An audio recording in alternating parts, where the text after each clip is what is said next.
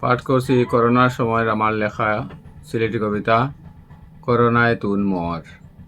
ওরে বাপসান গুফুরে ওরে বুতা আন শৈল্য মাখ বালা করি হতা মানুষর লাখান। ই মাতো করিস একিন গুভর ওইল করোনার ভ্যাকসিন। ওই বেটা নেনা আন জলদি গাইরিছে না কাফ বরি দিয়ে ডাল করোনায় বলে ফালাই তো বাল। সেনার লগে মিলা গুফর খা জলদি উফরে ফাফর করোনায় ধরিলে তো ক্ষমতা তার বাফর। আমি খটাইর মাতে নাই খৈতিরা দেশরে বড় বড় নেতায় গুভরে মাখা সেনা খাওয়া গুফুররে ফানিতে ডুব দি নাওয়া ইতা খইলে ফাই না করোনায় নেতার মাত ইতা ফালাইবার নাই।